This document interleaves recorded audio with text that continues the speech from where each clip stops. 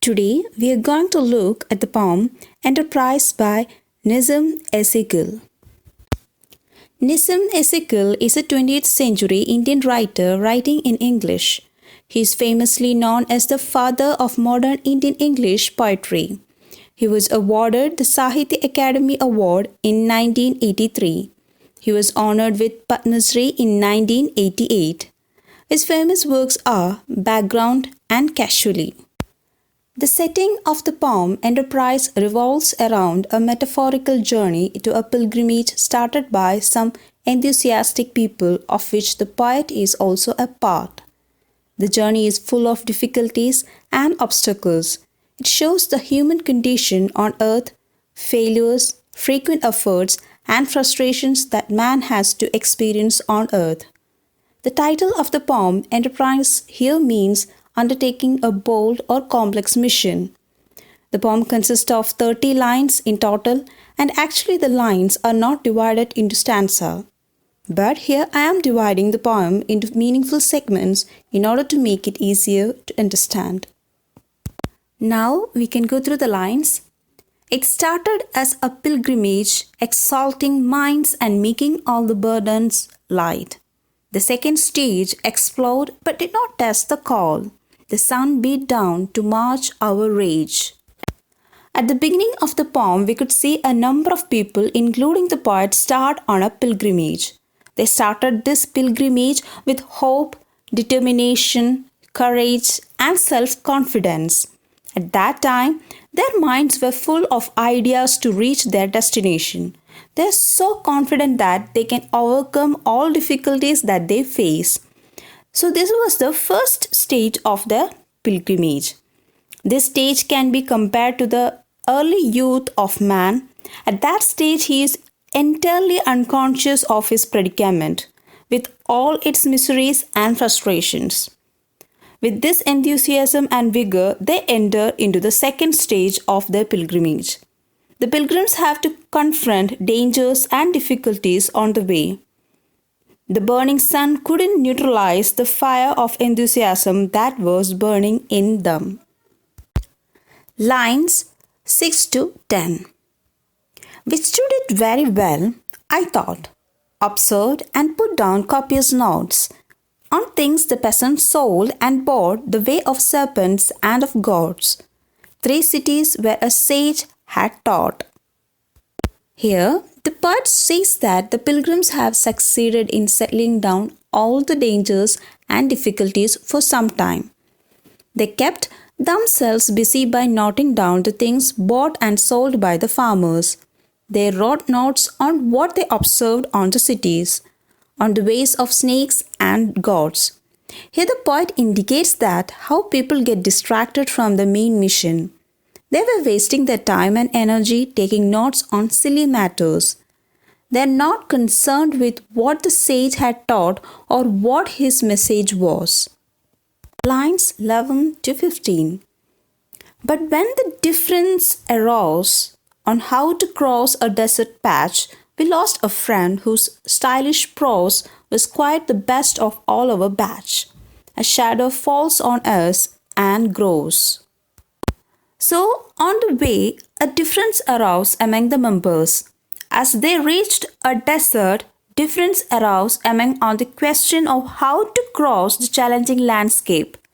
Some members didn't agree with the others on crossing a patch of desert on the way. As a result, one of the members of the group who wrote the most stylish prose and was intellectual leaves the group and goes his own way.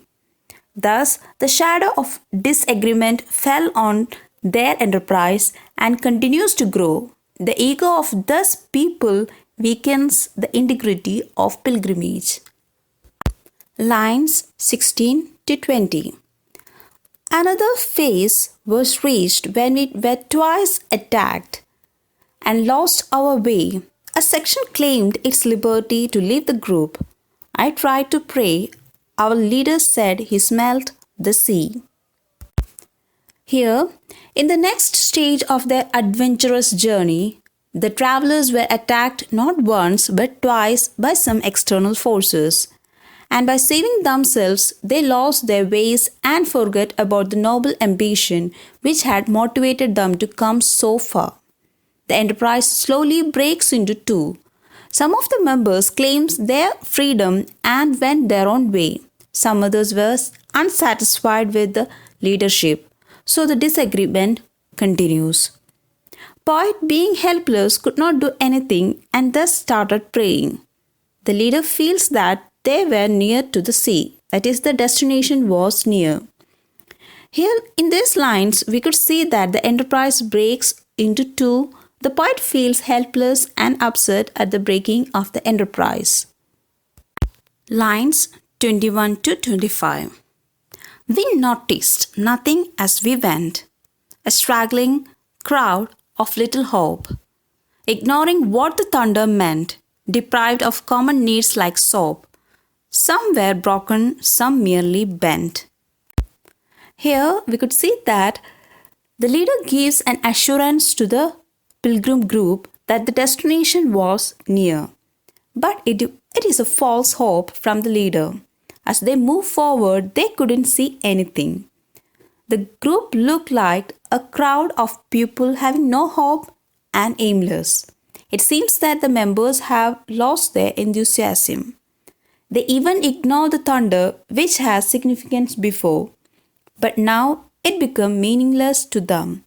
They are feeling exhausted by the journey, and some of them cannot even stand erect. They are physically drained, and the others just bent down with pain. Final lines. When finally we reached the place, we hardly know why we were there. The trip had darkened every face. Our deeds were neither great nor rare. Home is where we have to gather grace.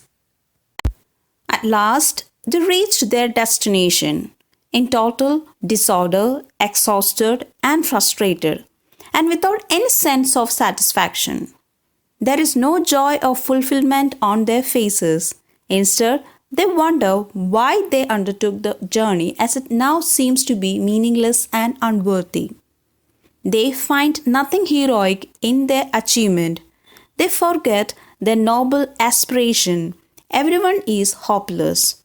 Thus, they come to the conclusion that home is the only place where they could enjoy any grace or peace of mind. Hence, the journey that started with enthusiasm ends with grief, despair, regret, and hopelessness. Analysis. Here in this work, we could see the poet has used direct and symbol language. The poem consists of 30 lines with a regular rhyme scheme of AB, AB, A. The pattern is iambic tetrameter. Epigram is used to convey the poet's message in the poem. Home is where we have to gather. Grace is epigrammatic.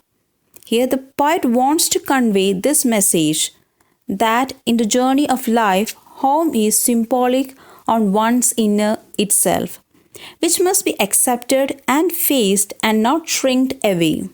This is the only sane and balanced way of life that man should accept. Today, we have studied a wonderful poem in which I feel that this poem is a search for the meaning of life's journey. Our life also begins with high expectations, but we often deviate from the aim or face tough challenges in the middle, and finally reach the last stage of our life without much achievement.